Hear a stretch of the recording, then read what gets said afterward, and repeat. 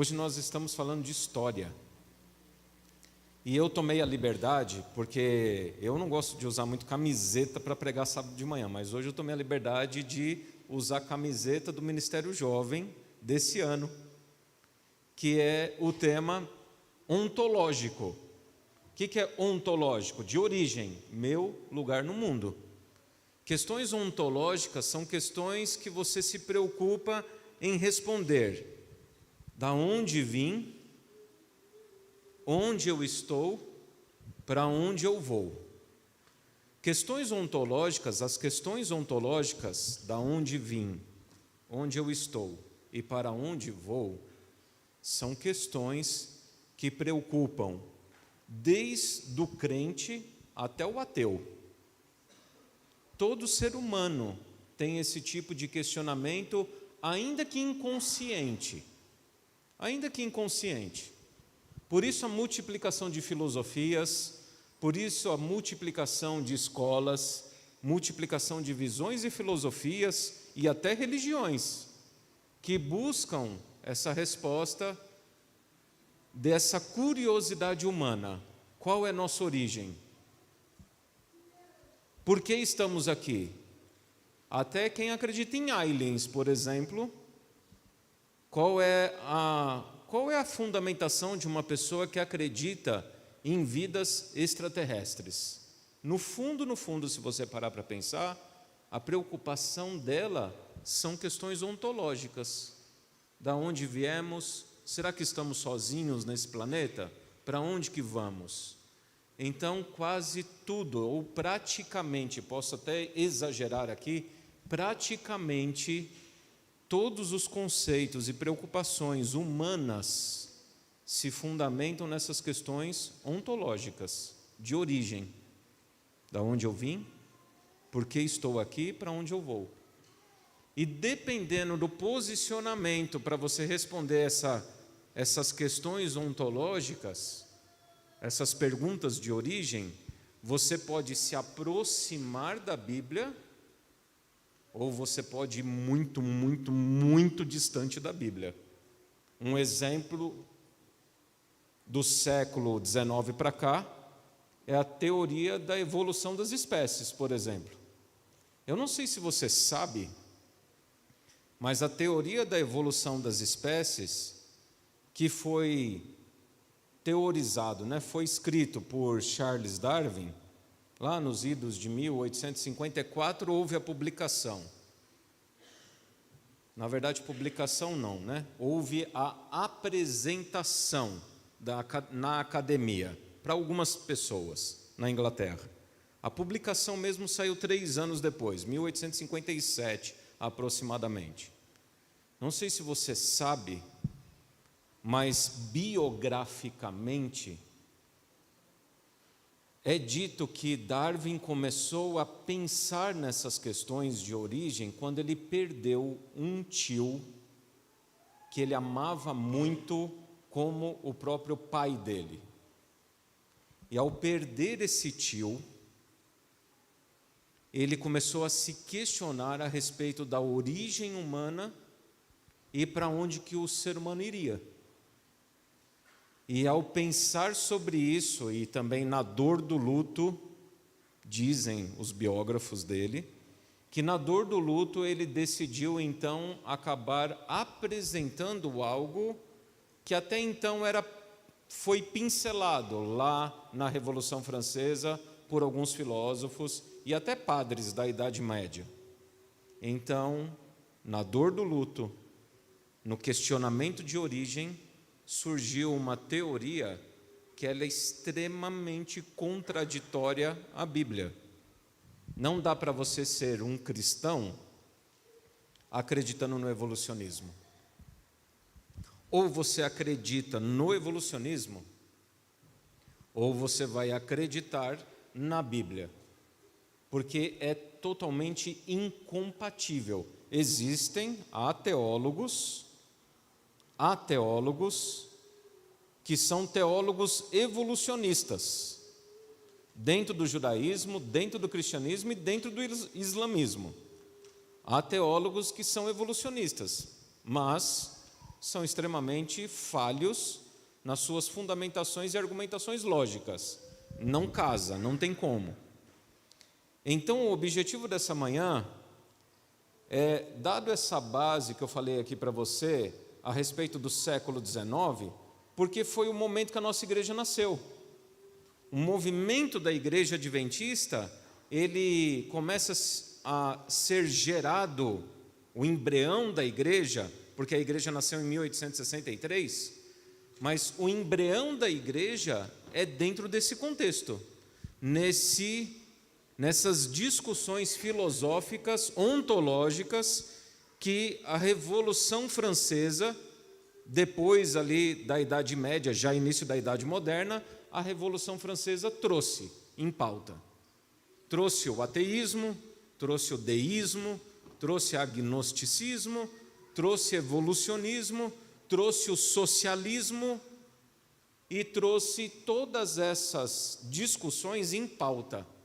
É nesse contexto todo que Deus levanta o que nós chamamos de último movimento profético da igreja.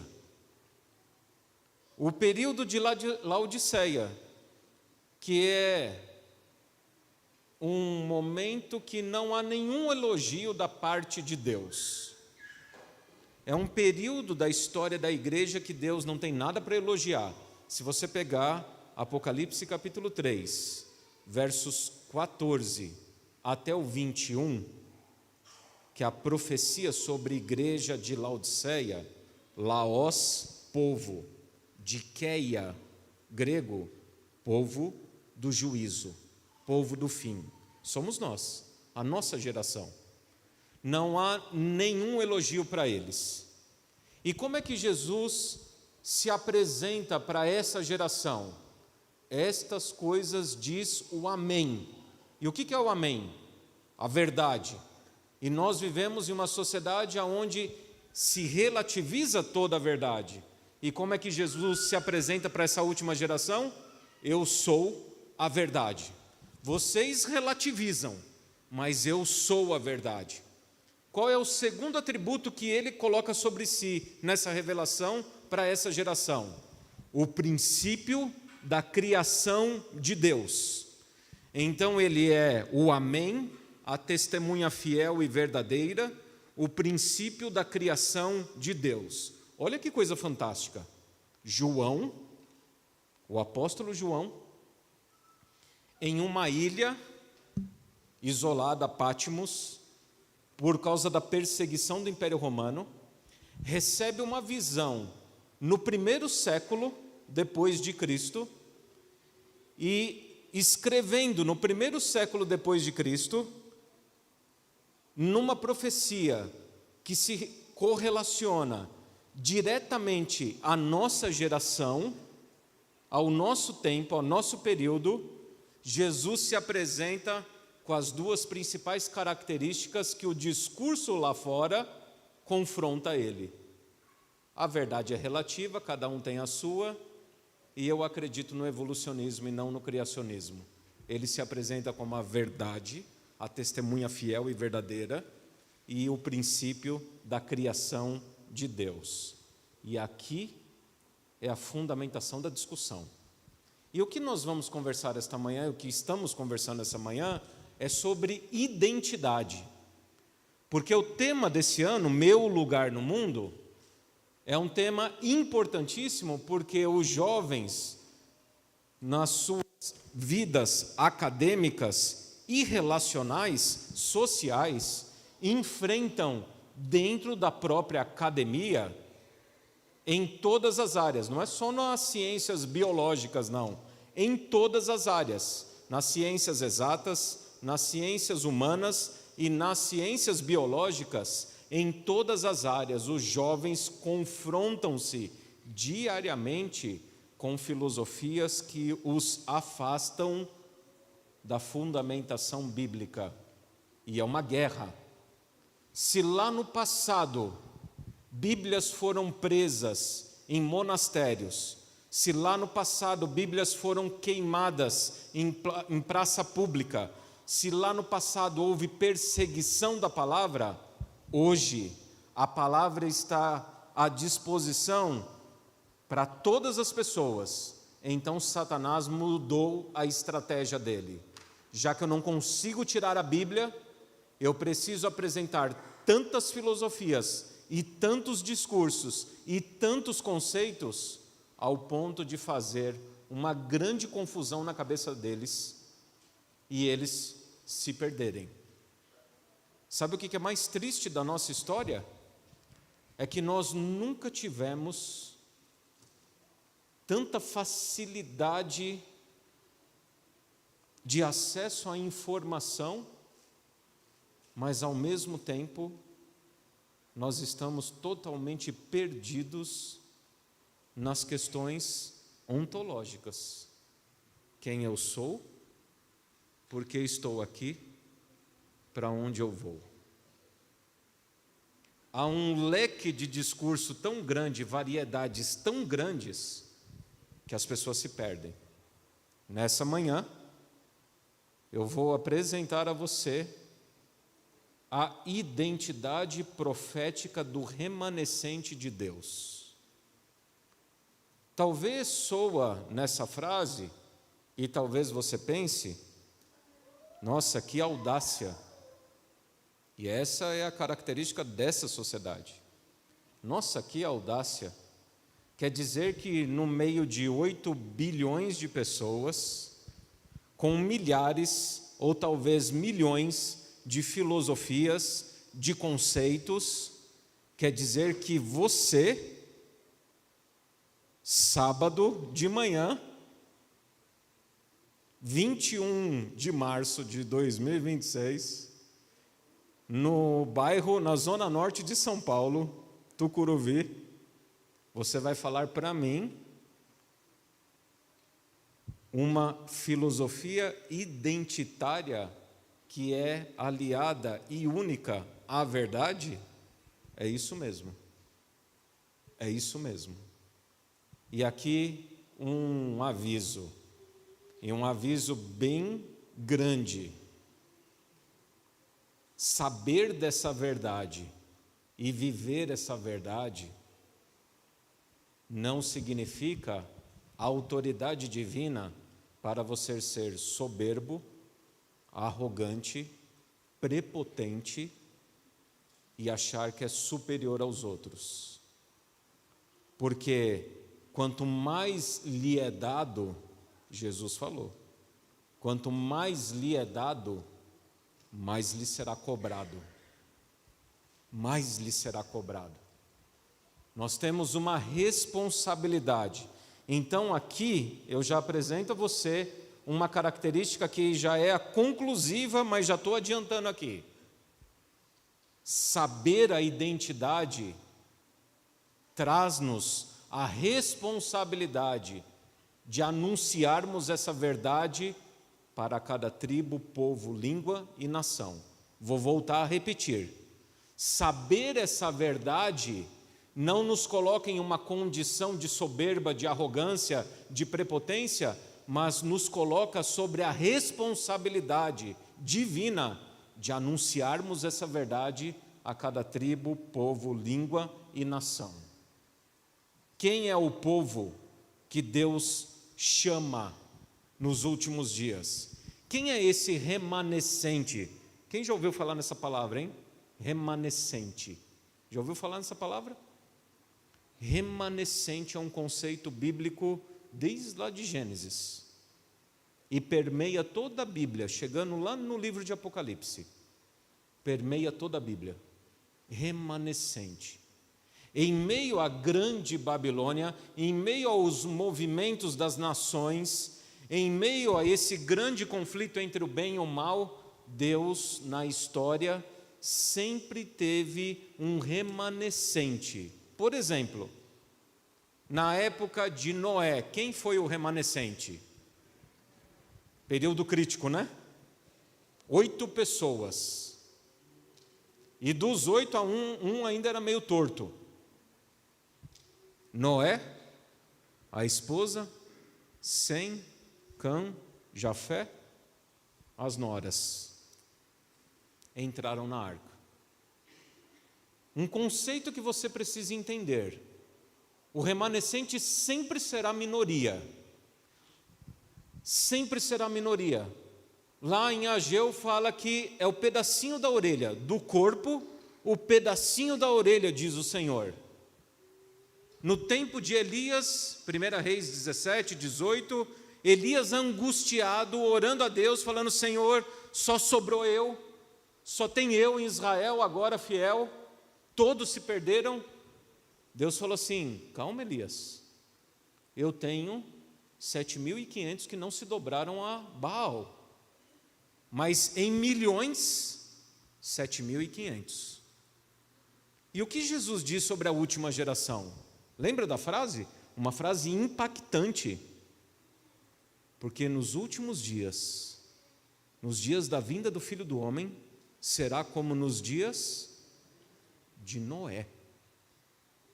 Então, remanescente sempre será um povo pequeno.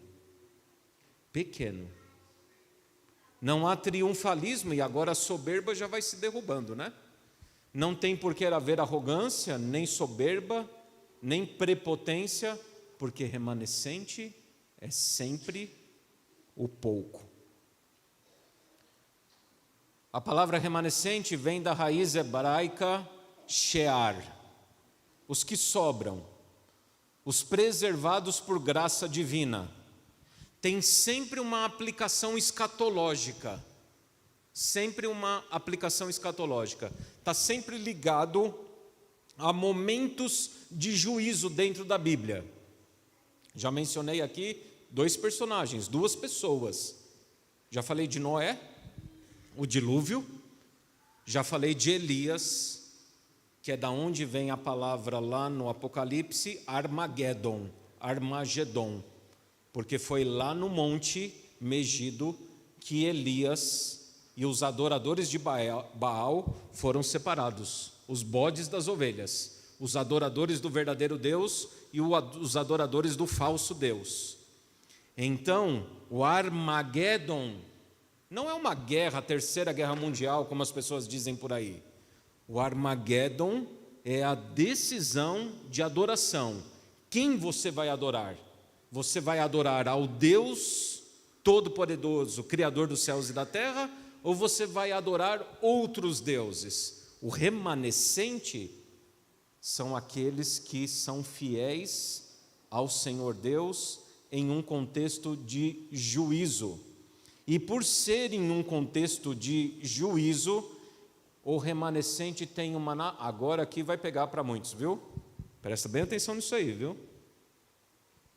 Por ser num contexto de juízo, o remanescente tem um caráter tipicamente missiológico.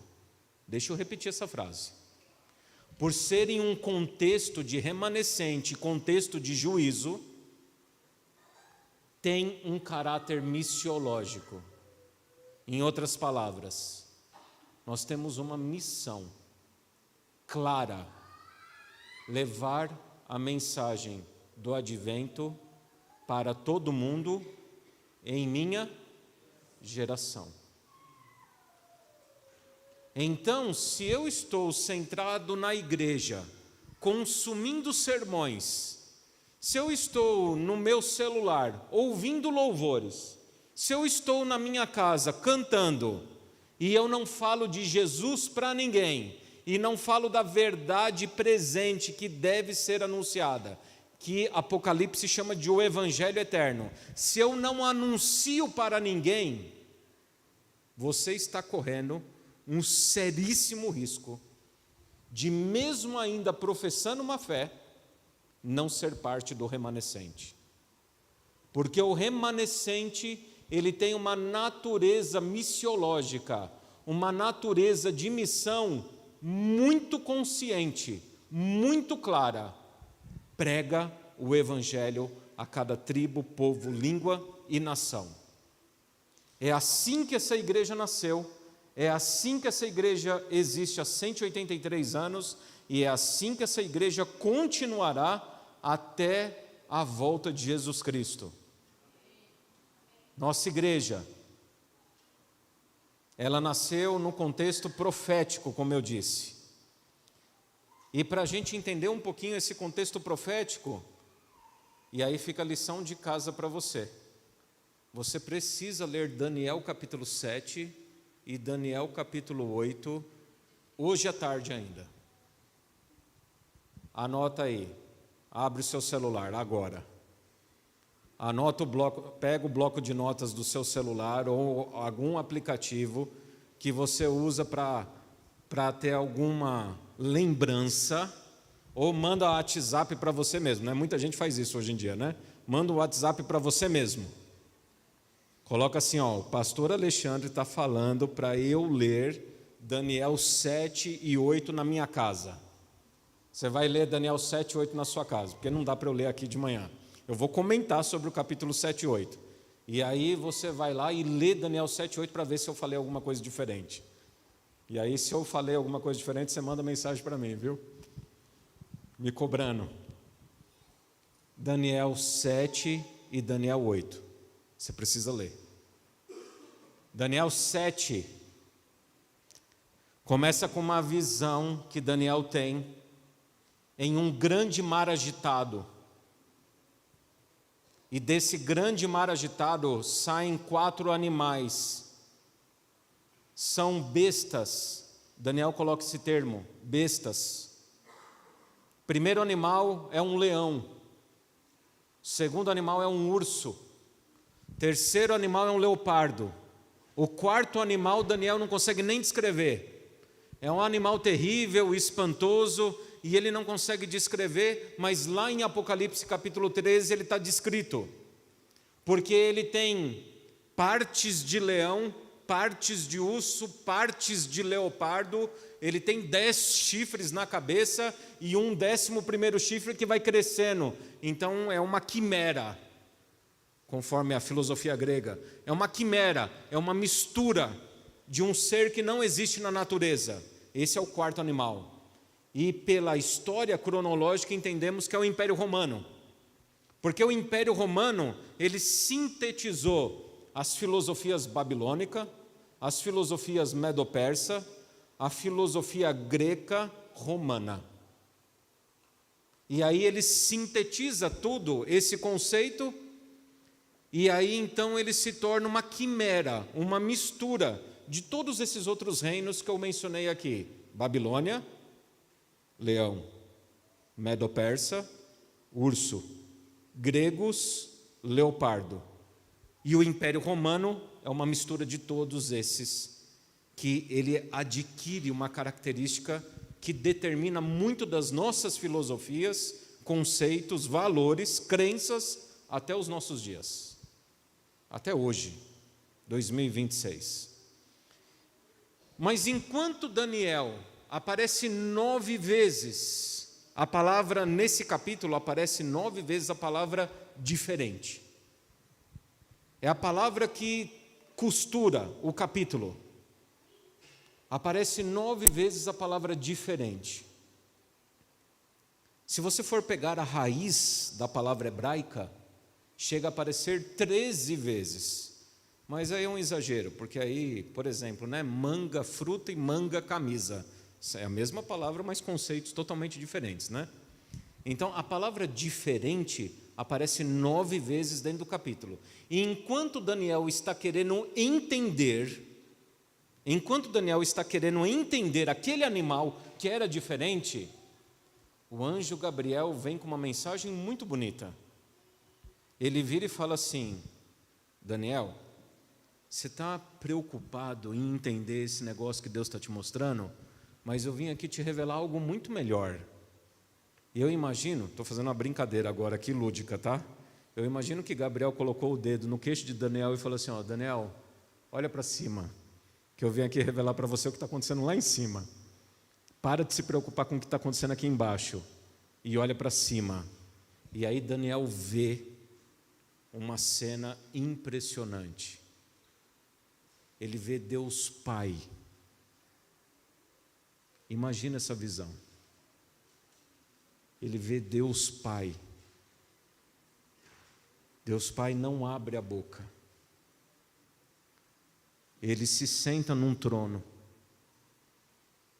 E Daniel vê então uma espécie de tribunal se apresentando. Livros são abertos. E aí ele vê o Messias, o Filho do Homem. Você já viu lá no Evangelho várias vezes Jesus se atribuindo como Filho do Homem? Foi Daniel que escreveu isso a primeira vez, 600 anos antes. E aí Daniel vê o Filho do Homem saindo de um lugar lá no céu e entre nuvens se aproximando desse tribunal. E quando ele chega, os anjos milhares estão em pé, e quando ele chega, a Bíblia diz que o tribunal se assenta e os livros são abertos. Mas sabe qual que é o problema de Daniel? Daniel voltou querendo saber a respeito desses reinos, desses animais. Esses reinos, esses animais, Daniel, ele entendeu que eram reinos dominantes. Por quê? Porque Daniel morava em Babilônia. E Babilônia tinha um grande portal, e esse portal está no Museu de Berlim. Você pode pesquisar no Google lá e coloca assim, portal de Ishtar, Babilônia. É um grande portal de azulejos, no sentido fiel da palavra, azulejos. É azul, um monte de azulejos azul. Redundância aqui. E nesses azulejos tinha desenhos de leão. E esse portal de Ishtar é o portal de entrada da Babilônia. Daniel era um funcionário público altíssimo, praticamente o primeiro-ministro de Nabucodonosor, rei da Babilônia. Então, quando Daniel vê um leão subindo no meio do mar, imediatamente, automaticamente na cabeça dele, ele falou assim, eu entendi isso aí não preciso de explicação. No capítulo 8, eu já estou entrando no capítulo 8, você tem que ler o capítulo 8 também. No capítulo 8, ele passa a ver dois animais diferentes, que o 7 e o 8 estão conectados. No 7, antes de eu entrar no 8, no 7 termina com um grande aviso, falando assim, Daniel, tudo isso que você está vendo, saiba de uma coisa. Esse quarto poder, que ele é diferente, ele vai ter uma característica que você precisa revelar aí para as futuras gerações. Ele vai ter uma única preocupação: mudar os tempos e mudar a lei de Deus. Ele vai ter essas duas características. Ele vai procurar mudar os tempos e vai procurar mudar a lei de Deus. Daniel 7:25. E os santos do Senhor serão entregues em suas mãos, pelo poder dele, sob o poder dele, por 1260 anos. Um tempo, 2 tempos, metade de um tempo. 1260 dias, que na profecia são anos. Mas não é o tema dessa manhã aqui. Por que a gente chega à conclusão que são anos? Venha à tarde, e aí você vai saber por que dias são anos na profecia. 15 horas. Então, em resumo, Daniel 7 fala das 4 bestas. Fala do chifre pequeno, que é o anticristo, o famoso anticristo, o chifre pequeno. Fala do tribunal celestial. Mas a ênfase do capítulo não são os movimentos geopolíticos. A ênfase do capítulo não são essas guerras de domínio. A ênfase do capítulo é que graciosamente Gabriel fala para Daniel, Daniel, fica tranquilo, porque depois de tudo isso, o reino de Deus será do seu povo. O seu povo vencerá, o seu povo permanecerá, o seu povo receberá a graça do reino eterno de Deus. Não se preocupe, Daniel. Se a ênfase é no que acontece no céu, por que Deus teve o cuidado de explicar em detalhes o que acontece aqui na terra. Porque entramos no capítulo 8 e Daniel tem uma segunda visão. A visão agora não é mais no mar, mas é no rio. Não são 4 animais, são somente 2 animais. Lá, leão, urso, leopardo e um animal diferente, que não dá para caracterizar. Aqui, Daniel 8, 2 animais, um bode e uma ovelha, mas que fazem características paralelas ao capítulo 7. Por exemplo, o urso tinha um lado maior do que o outro, capítulo 7. No capítulo 8, o bode, ele tinha 2 chifres, um mais alto do que o outro. O leopardo é um animal veloz, ele tem asas no capítulo 7. Leopardo já é veloz, imagina um leopardo com asa. No capítulo 8, o bode, ele anda tão rápido sobre a terra, que quando Daniel olha, parece que ele está nem pisando no chão. Ele está voando praticamente. E ele tem um chifre notável entre os olhos. O leopardo tem 4 cabeças, na visão do 7. No capítulo 8, quando o bode,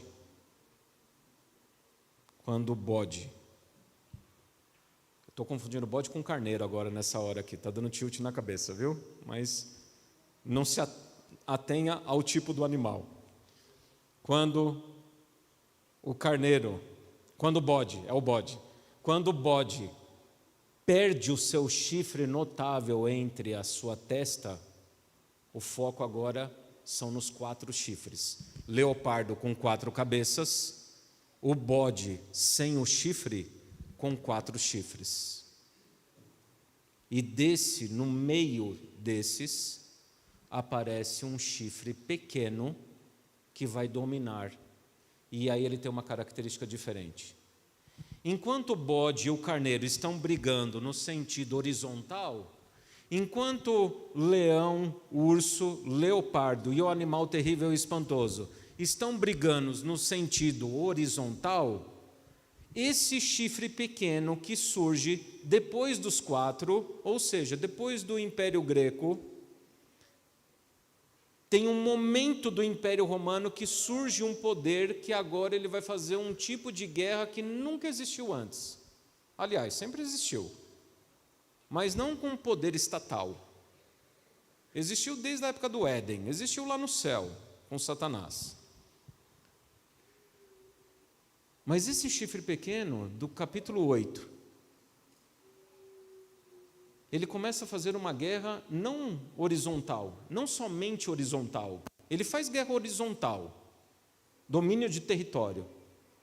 Mas ele começa a mudar o rumo dele e ele começa a fazer uma guerra vertical.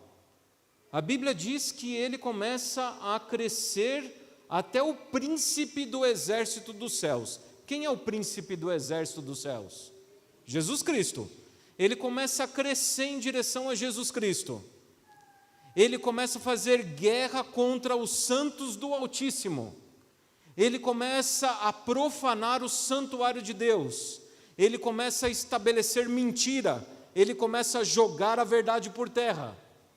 E aí um anjo começa a conversar com outro anjo, no capítulo 8, onde um anjo pergunta para outro anjo: até quando vai durar tudo isso? Até quando vai durar toda essa blasfêmia, essa afronta a Jesus Cristo, essa perseguição ao povo de Deus, a pegar o santuário de Deus, jogar por terra, profanar com mentiras? Até quando isso aí? E aí o outro anjo responde: até 2.300 tardes e manhãs, e o santuário será purificado. Versão da Almeida Revista e Atualizada. A palavra nitzdak, no hebraico, purificado, mas não é só purificado, lá está falando vindicado, entrará em justiça, entrará em juízo, se revelará. Está acompanhando aí? É muita informação, hein? Eu estou dando 2 estudos bíblicos em um para você, viu, hoje. 2.300 tardes e manhãs, e o santuário será purificado. Lembre-se que nosso tema é sobre identidade, hein? Não se perca aí na quantidade de fala. Nosso tema é qual? Identidade. Eu estou só mostrando a origem de tudo para chegar na identidade, viu? Nem cheguei ainda. Então, até 2.300 tardes e manhãs, e o santuário será purificado. Só confia na minha informação, tá? Porque não tem como explicar essa parte aqui. Segundo o princípio dia-ano, 2.300 tardes e manhãs, na profecia significa 2.300 anos. Que no capítulo 9, eu não vou entrar no capítulo 9 aqui, vai dar um ponto inicial, para você saber então o ponto final. E o ponto inicial, segundo Daniel capítulo 9, é a reconstrução de Jerusalém. E o ponto final das 2.300 tardes e manhãs, 1844. Agora você está entendendo por que eu falei tudo isso aí. Eu comecei falando de quem? Charles Darwin. Comecei a falar do quê? Das filosofias na Europa do século XIX, da Revolução Francesa, evolucionismo, agnosticismo, deísmo, socialismo e tantas outras filosofias que explodiram no mundo nessa época. E eu falei de Daniel 7, 8, para você chegar em 1844. Chegando em 1844, então, começa o quê? Começa o que nós chamamos de o tempo do juízo final. Tempo do juízo final. Há um santuário no céu, Hebreus capítulo 8, verso 1 e 2. Há um santuário no céu, o qual Jesus Cristo é o nosso sumo sacerdote, e Ele intercede por mim e por você. E agora a gente entra na característica e a parte final da mensagem, entramos na característica identitária do povo de Deus. Apocalipse capítulo 12. Em Apocalipse, no capítulo 12, eu vou pedir para a técnica ir passando aí na tela, viu? Porque eu estou contando uma coisa densa hoje para você, mas vai estar aí na tela. Verso 1 e 2. Apocalipse capítulo 12, verso 1 e 2, vai mostrar uma mulher, uma cena introdutória de uma mulher com o sol na cabeça, a lua debaixo dos pés, tem 12 estrelas em sua coroa, e ela está com dores de parto, está prestes ao filho nascer. Ora, essa mulher com dores de parto, tendo filho para nascer, com a coroa de estrelas na cabeça, sol e lua, é a história do povo de Deus, desde o começo, é a identidade, é a igreja, desde o Éden até o momento final da história.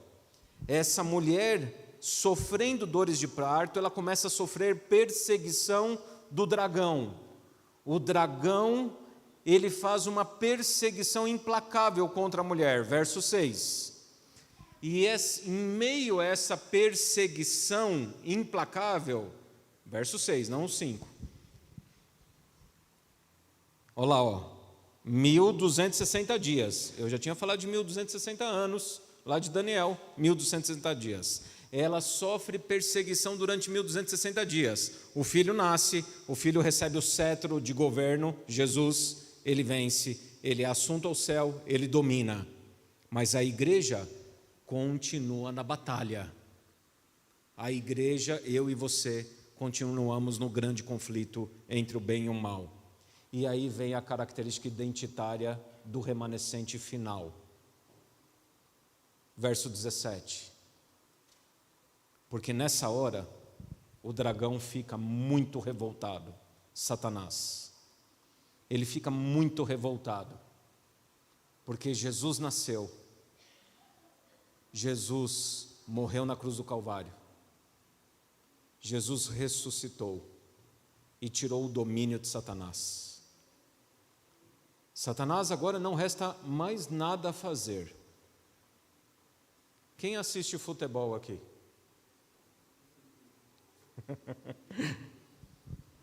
Quem assiste Copa Libertadores da América? Quem já assistiu um jogo da Copa Libertadores da América? Diz que é o torneio mais competitivo que tem na América Latina. Vocês concordam? Concordam?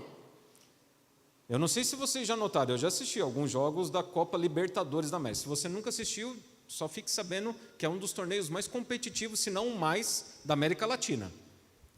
E aí o que acontece? Quem já assistiu aqui sabe. Quando um time, principalmente time brasileiro, viu? Porque a rivalidade entre o Brasil e os hermanos, né, Argentina, é forte. Mas isso é só para quem não é crente, viu? Quem é crente não tem essa competitividade não, viu? A gente gosta dos argentinos, a gente ama eles. Quem já assistiu o jogo aqui sabe. Quando está nos últimos minutos do segundo tempo e o time está ganhando, o que o outro time começa a fazer?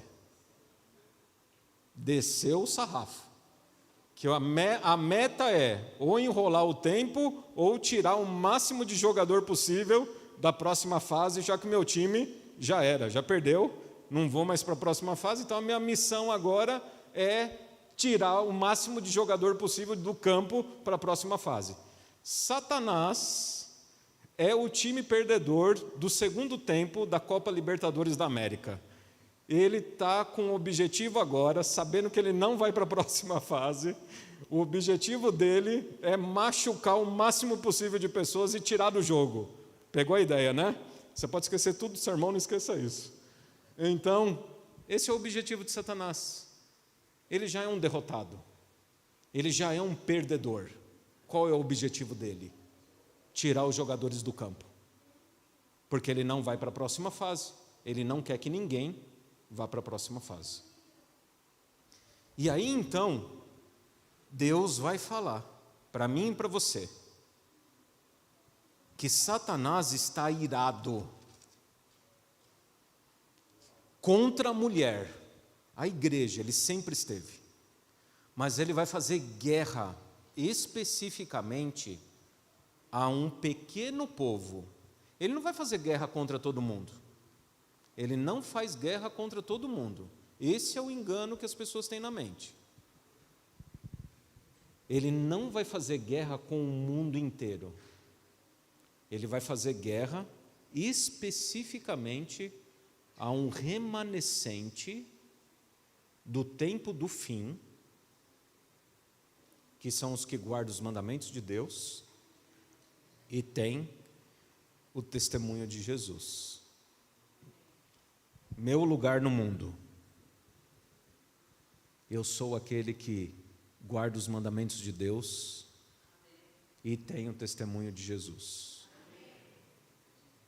Meu lugar no mundo. Eu sei que Satanás está irado e ele vai fazer de tudo para que eu saia do jogo. E aí, se desdobrando e reafirmando, capítulo 14, verso 12. Capítulo 14, verso 12. Novamente. Olha só o que está escrito aí. Aqui está a perseverança dos santos, os que guardam os mandamentos de Deus e têm a fé. Fé?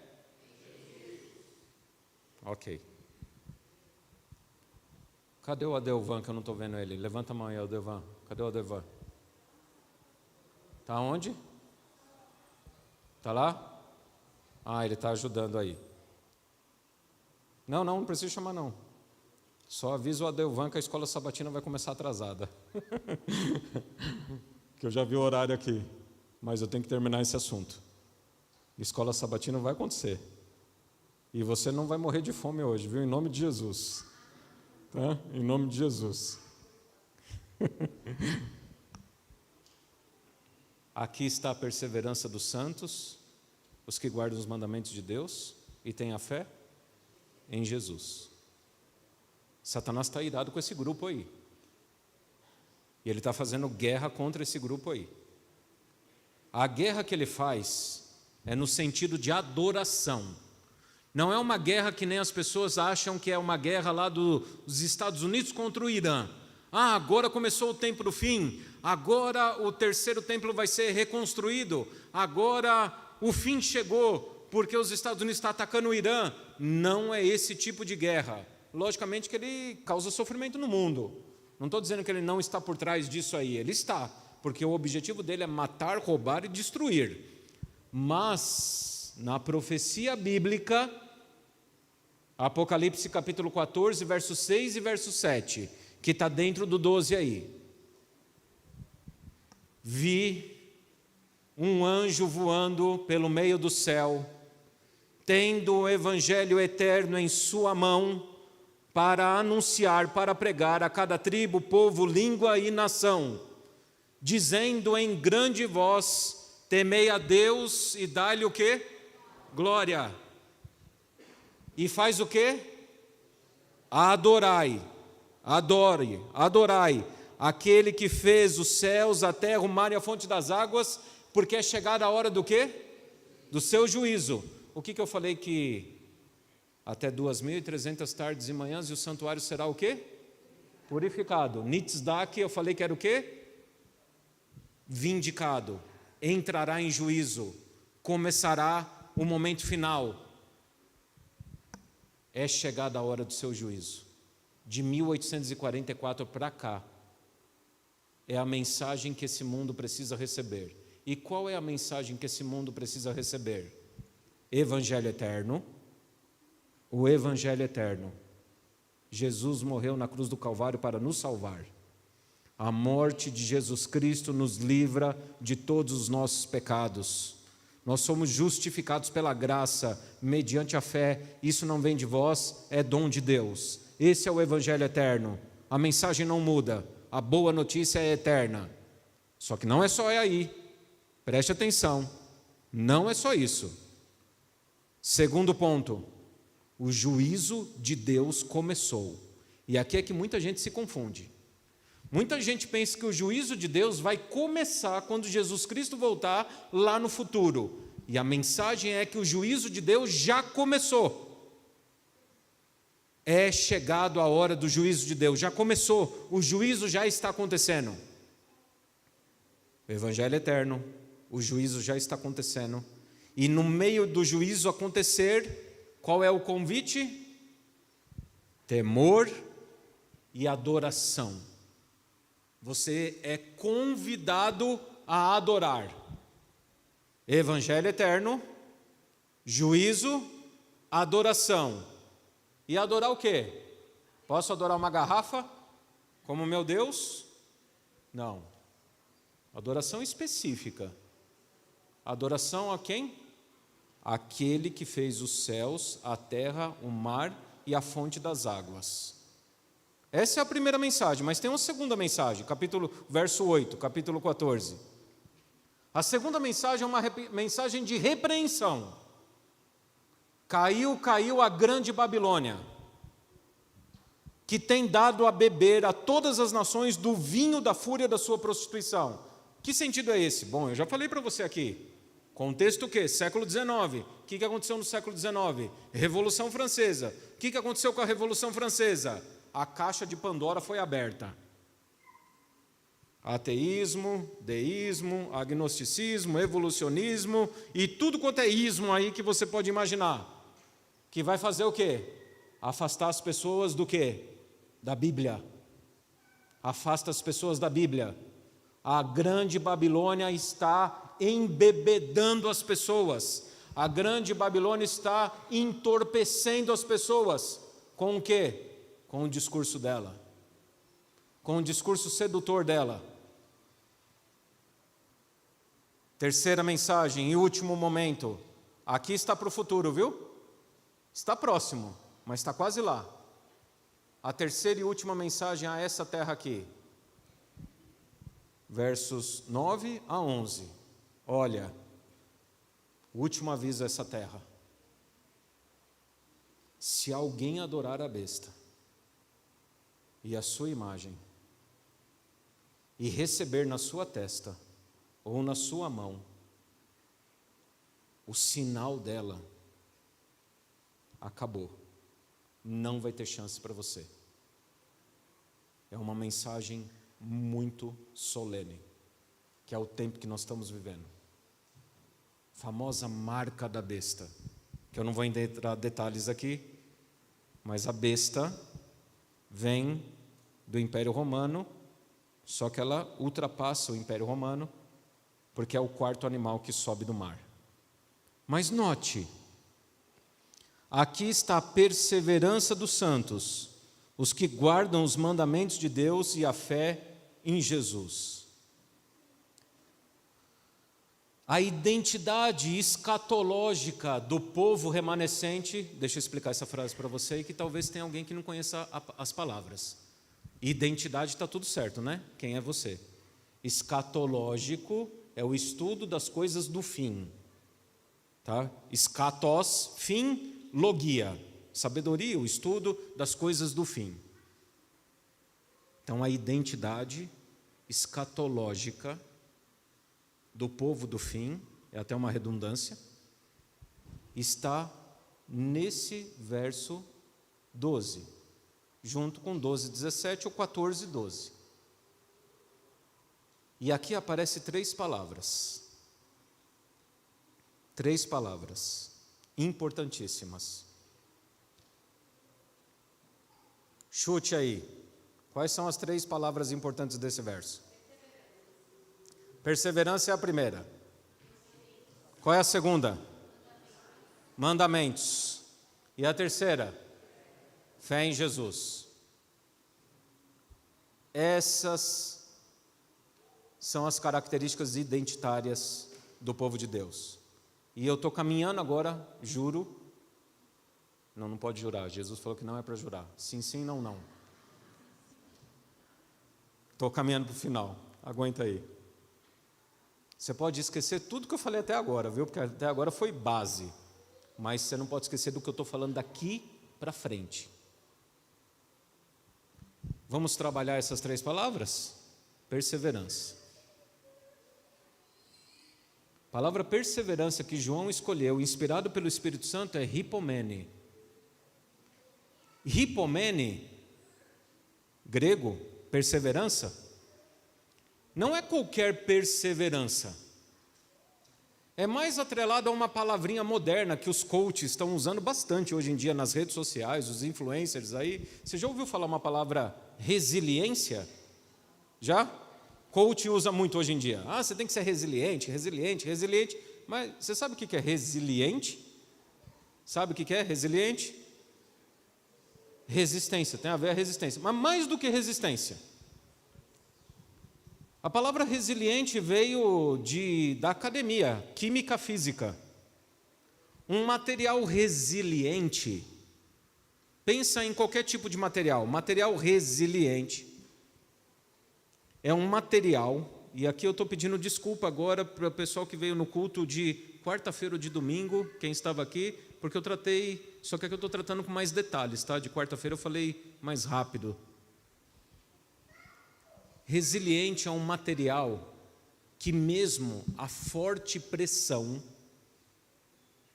ele estica, ele vai, ele volta, só que a hora que acaba a pressão, ele volta ao seu estado original.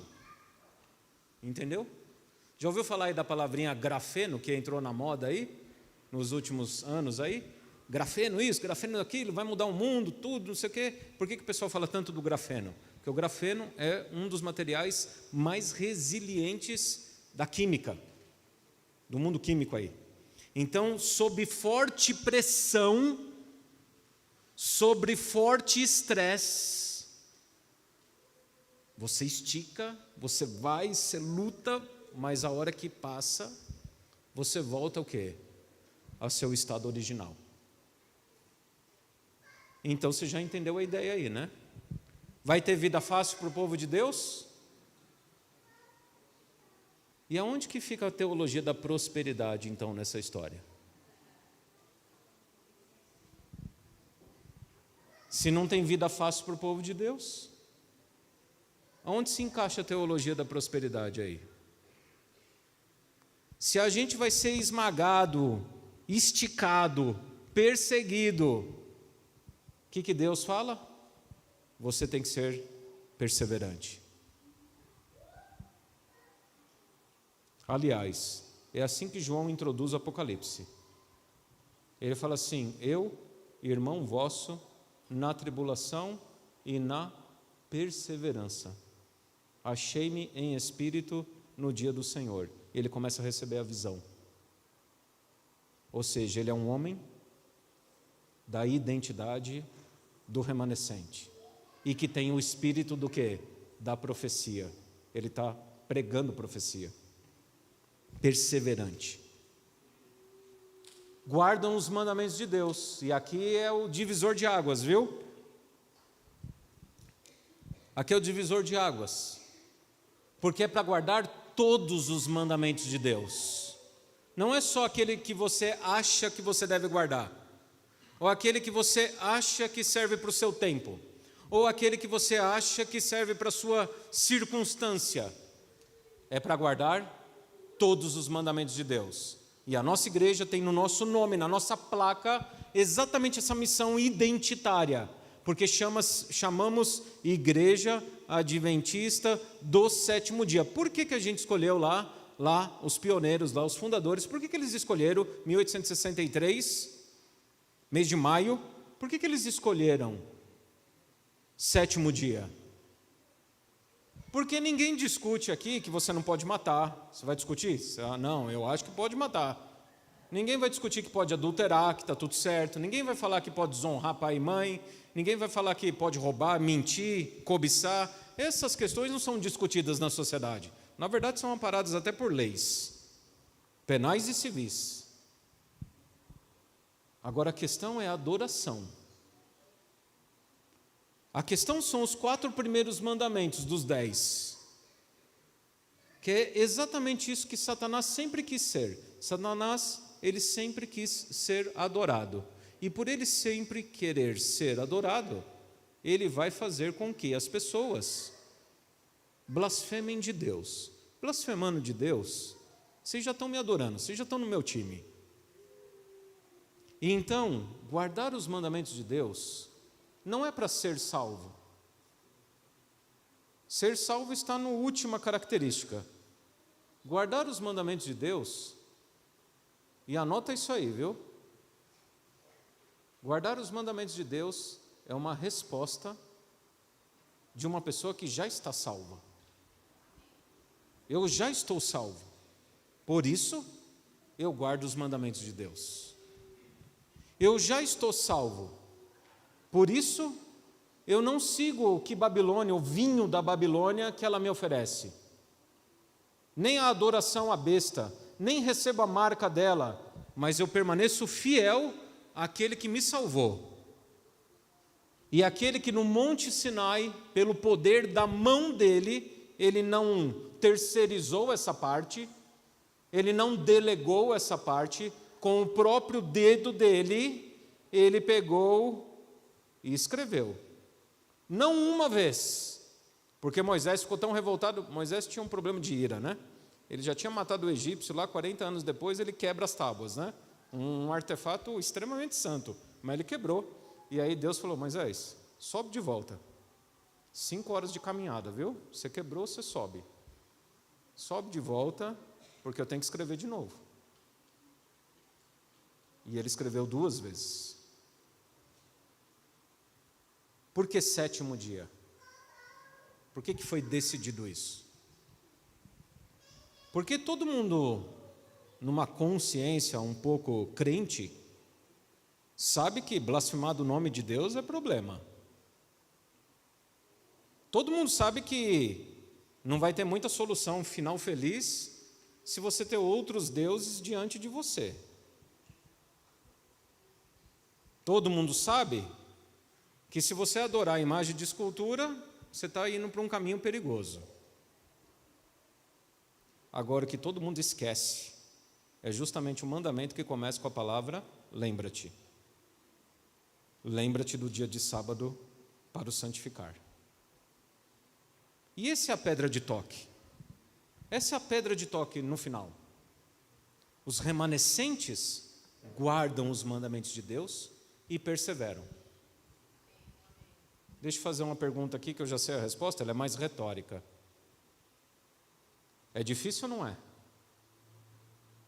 Distribuir currículo. E aí a pessoa pergunta, olha, gostei muito do seu currículo, dá para você começar na segunda-feira? E aí a pessoa vira e fala, olha, mas tem um detalhe aí. Eu posso trabalhar para você de domingo a sexta-feira, sábado não trabalho. Porque eu tomei a decisão de adorar o Senhor. E aí? Precisa de perseverança, resistência, resiliência ou não precisa? Quantos não tomam? Quantas pessoas falam, olha, se essa é a condição, então... Aí tem uns assim que falam uma coisa que eu acho engraçado isso aí, viu? Vai lá conversar com o seu pastor para ver se ele não te libera. Aí nessa hora o irmão tem que ser consciente, viu? O Senhor é o meu pastor, nada me faltará. Olha, eu até poderia conversar com o meu pastor, mas eu tenho certeza que o meu pastor, que lá no Monte Sinai escreveu com o dedo dele, lembra-te do dia do sábado, não vai ter jeito não, viu? Porque isso ele não vai mudar. Então é assim, a conversa aqui é entre nós, é o senhor que tem que mudar, falando com o empregador lá, viu?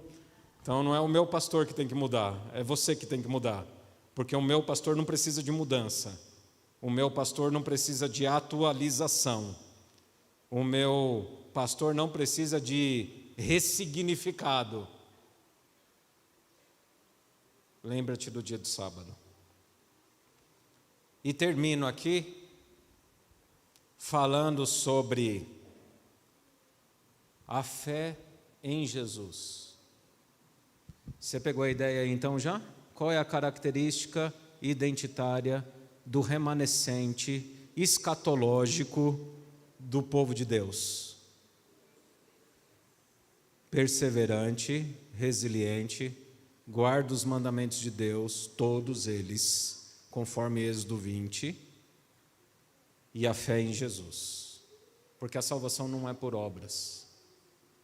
A salvação, ela não é por obras, é pela graça.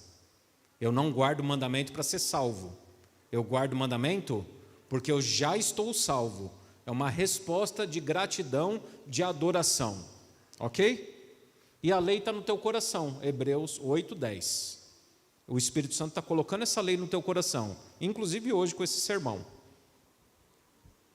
Fé em Jesus. Sabe o que é interessante aqui no grego? Tem algumas declinações do grego que não tem no português. Pelo menos eu acho que não tem. Que quando você vai falar assim, ó, Banco do Alexandre, como é que é? Quem é professor de português? É que eu sou meio fraco em português, hein? Nessa construção sintática aí, Banco do Alexandre. É que não tem, eu acho que não tem em português. No grego é genitivo. Genitivo tem a ver com coisas de origem. É o banco que é de quem? Do Alexandre. Então, a origem desse banco sou eu, porque esse banco é meu. Entendeu? Genitivo no grego. Por que eu estou falando isso aí? Porque está certo essa tradução. Está certa essa tradução, fé em Jesus. É uma tradução possível, mas João, ele se utilizou de uma construção sintática no grego, que ele usa um genitivo. Então não é só fé em Jesus, mas pode também e deve também ser traduzido, entendido como a fé de Jesus. Aí deixa eu fazer uma pergunta para você. Muda aí um pouquinho o sentido ou não? Aqui está a perseverança dos santos, os que guardam os mandamentos de Deus e têm a fé de Jesus. Aí eu acho que a régua foi muito para o alto, né? Quem é que vai se salvar no tempo do fim, então, hein? Você tem a fé de Jesus? Tem? A raposa tem os seus covis.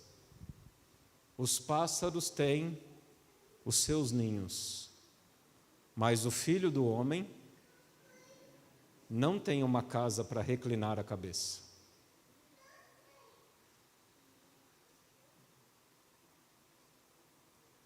Fé de Jesus. Lembra o Getsemane? Getsemane. Enquanto Jesus estava angustiado, os discípulos dormiram, segundo Lucas, não interprete mal os discípulos, viu? Lucas lá, presta atenção em Lucas mais do que nos outros, tá? Lucas está falando que eles dormiram de tristeza. Você já ficou triste porque por alguma tribulação, desventura na tua vida, alguma decepção? Você já ficou tão triste, mas tão triste, que você queria dormir. Quero dormir. Então, cuidado, viu? O Pedro, Tiago e João, eles estavam entendendo o que estava acontecendo ali, viu? Eles estavam vendo o que estava acontecendo ali. Eles perceberam o que estava acontecendo ali. E a fuga deles foi o quê? Dormir. Dormir. Mas Jesus ficou o quê? Acordado. Jesus falou reiteradas vezes naquela madrugada: se possível, passa de mim esse cálice. Se possível, passe de mim esse cálice. Ele teve resposta? Não teve. Deus ficou quieto. E aí na segunda vez ele fala: Pai, seja feita a tua vontade. Seja feita a tua vontade. E a partir daquele momento, talvez seja as cenas da história universal que anjos, e suspeito até que alguns demônios, se surpreenderam. Porque daquele momento em diante, o Rei do Universo, o Senhor dos Senhores, o Senhor dos Exércitos, o grande eu sou, o grande eu sou, começou com um beijo do seu traidor, passando por murros, socos, cuspes, varadas, chicotadas, espinho, jogado de um palácio de Pilatos para outro palácio de Herodes.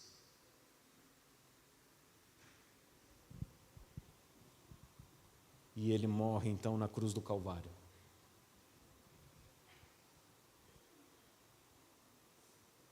Será que nós temos a fé de Jesus? Você percebe que como termina esse verso, é uma ênfase à primeira palavra. O que é ser persistente? Resiliente, mesmo em meio ao quê? Ao estresse, à perseguição, a tensões, você mantém o seu estado original. Então, entenda que esse final aqui, ele é um final de duplo entendimento, do jeitinho que está aí. É uma fé de Jesus, mas ao mesmo tempo é uma fé em Jesus. Por quê? Nós não conseguimos sem Ele. Nós não conseguimos vencer sem Ele. Nós não conseguimos guardar os mandamentos sem Ele. Nós não conseguimos ser perseverantes resilientes sem Ele. E aí, Gi, por isso aqui é importante. Parece um mero ritual, né? Mas quando a pessoa morre aqui para o próprio eu dela, porque nós não conseguimos ter a fé de Jesus. Quem é que tem? Quem é que tem?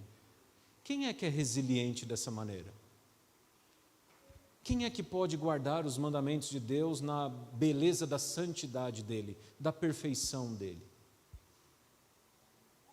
Daí a importância disso.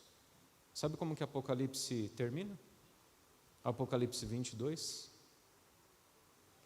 Bem-aventurados aqueles que lavam as suas vestes no sangue do Cordeiro, porque terão direito à árvore da vida. Vocês percebem como a Bíblia ela é fantástica, como ela junta tudo, sem contradição. E agora, agir daqui um tempo,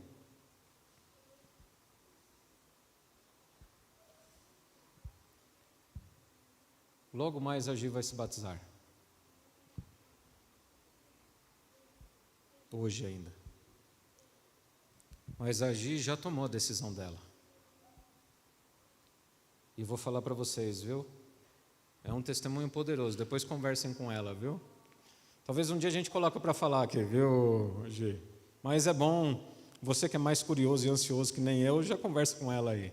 Porque ela tem um testemunho poderoso. Testemunho poderoso de uma pessoa que é persistente,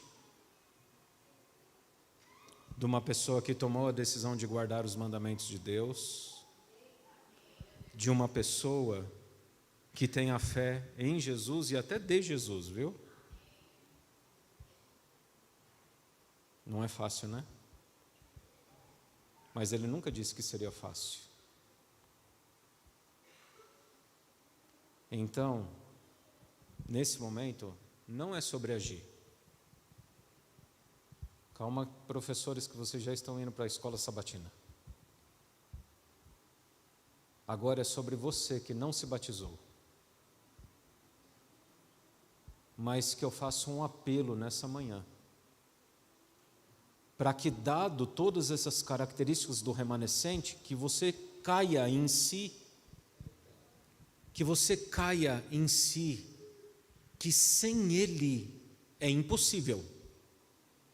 Sem Ele é totalmente impossível. É impossível ser resiliente da maneira que Ele pede. É impossível guardar os mandamentos do jeito que Ele apresenta. E é mais impossível ainda ter a fé que Ele tem, que Ele manifestou.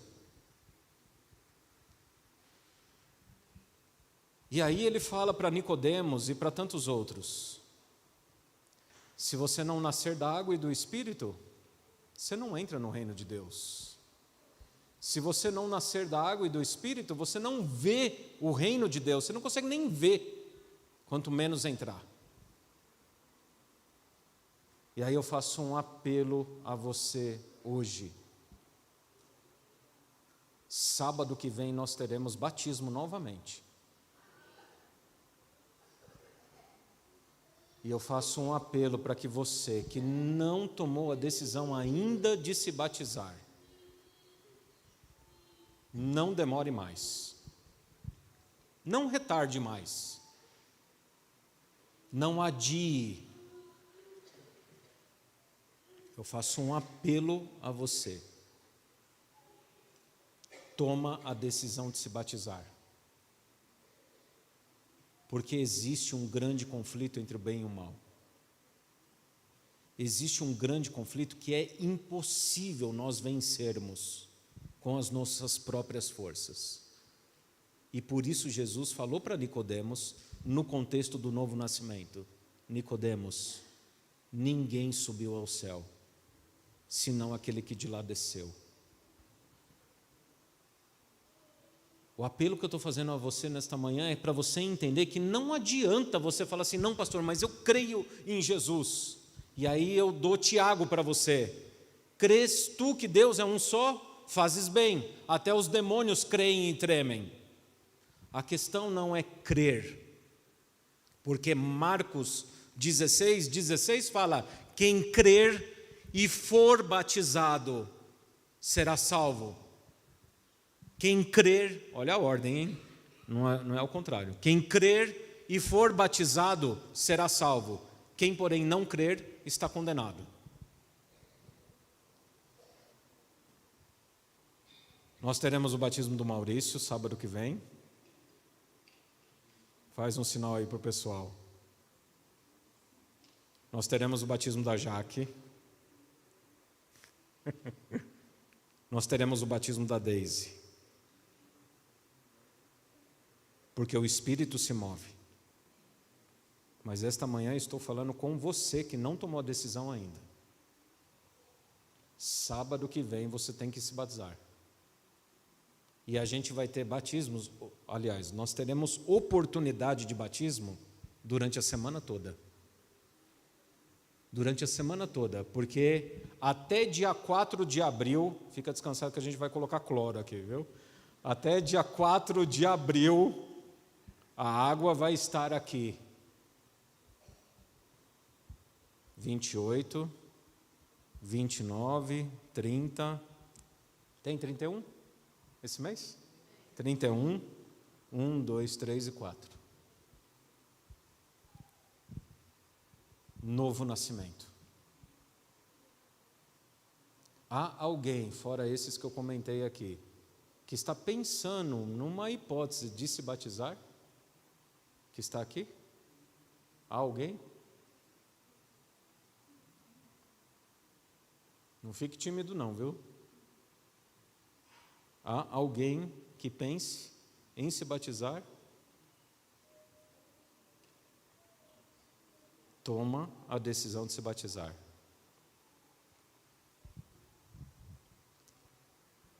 Para fechar aqui, e fechar de verdade mesmo. O remanescente escatológico, ele tem, portanto, baseado em tudo que a gente falou aqui essa manhã, dessas características da persistência dos mandamentos de Deus e da fé em Jesus, fé de Jesus, o remanescente escatológico tem, portanto, por consequência dessa característica, 4 marcas distintivas. É um povo enraizado na Bíblia.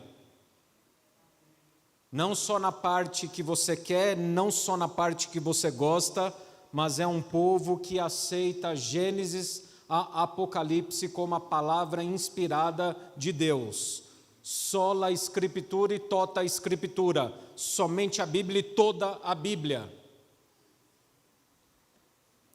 Segundo, nós somos adoradores do Criador dos céus e da terra, que criou esse mundo em 7 dias literais. Não são 7 eras geológicas, não são através de um processo evolutivo, não é através de um processo evolutivo, somos adoradores do Criador desse mundo, que criou esse mundo em 7 dias literais, estabelecendo a fundamentação do sábado, 7º dia, lá na criação. Portanto, independentemente de nacionalidade, independentemente de questões étnico-cultural, o sábado estava fundamentado lá para o casal edênico, que é a origem de toda a raça humana. Terceira consequência, somos proclamadores do Evangelho, e aqui eu faço uma ênfase muito grande. Quando você entende a sua identidade, quando você entende o seu lugar no mundo, quando você entende quem você é, você passa a proclamar essa mensagem para as pessoas. Nós somos proclamadores do Evangelho eterno. E não poderia ser diferente. E o principal de tudo, somos justificados pela graça. Pegou a ideia aí? Qual é a identidade? Persistência, guarda os mandamentos de Deus e fé em Jesus. Quais as consequências dessa identidade? Somos enraizados no assim diz o Senhor, de Gênesis a Apocalipse. Somos adoradores do Criador dos céus e da terra e tudo que neles há. Somos proclamadores do Evangelho eterno. Somos justificados pela graça. O Evangelho justifica, a lei orienta, o Espírito capacita. O Evangelho justifica, a lei orienta, o Espírito capacita. A nossa identidade é relacional com Deus, é um relacionamento. Aliás, não sei se você sabe, a palavra Torá, lei, significa instrução, relacionamento, caminhada, caminhar com, instrução, lei, Torá. A nossa identidade é relacional, é missiológica, temos uma missão clara, pregar o Evangelho eterno. É escatológica, nós vamos até o tempo do fim. E as portas do inferno não prevalecerão contra a igreja. Amém? Portanto, temos que ter humildade profética. Não é para sair estufando o peito e falar, eu sou do remanescente. Vocês vão tudo para o inferno. Não. Humildade profética. Temos uma missão, pregar o Evangelho, servir as pessoas. Temos uma fidelidade integrada. Antigo, Novo Testamento, os mandamentos, a fé em Jesus, a fidelidade a toda a Bíblia. Temos uma missão urgente, porque o anjo voa pelo meio do céu, tendo o Evangelho eterno. Missão urgente. E temos uma esperança viva. Jesus Cristo está chegando. Jesus Cristo está chegando.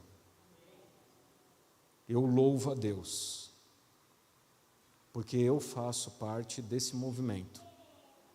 Tenho sim um orgulho santo, mas no mais alto orgulho santo que eu tenho, ainda mais alto, é a minha consciência da responsabilidade da pregação desse Evangelho para todo aquele que nele crê não pereça, mas tenha a vida eterna. Que Deus continue abençoando você. Que Deus continue te usando poderosamente.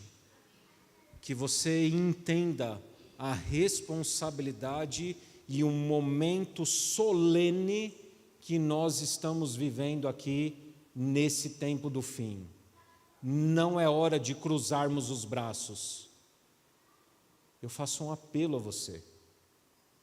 Não é hora de nós nos escondermos atrás de telas. Não é hora de nós nos isolarmos. É hora de anunciar esse Evangelho. Porque o mundo, gente, escuta o que eu estou falando. O mundo está na beira de uma catástrofe que nunca teve na história da humanidade. Na beira de uma catástrofe, o qual nunca teve na história da humanidade.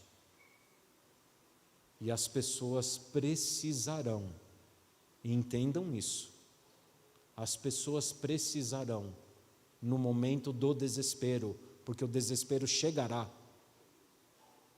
elas precisarão de pessoas perseverantes, de pessoas que continuam adorando a Deus e crendo em Jesus Cristo, que vão se transformar e são o sal do mundo e a luz da terra nesse período último. Entenda o seu chamado.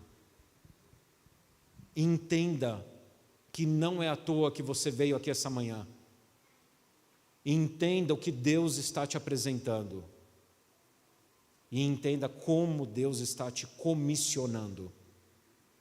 Vá e sejam minhas testemunhas por toda a terra.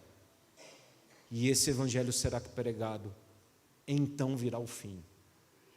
Nós estamos na beira de uma catástrofe. E as pessoas precisarão, porque as soluções não virão das capitais dos países. A solução não virá da evolução tecnológica. Só um tem o poder nas mãos para dar o fim que a gente deseja. Seja uma testemunha de Jesus Cristo. Que Deus abençoe e guarde vocês.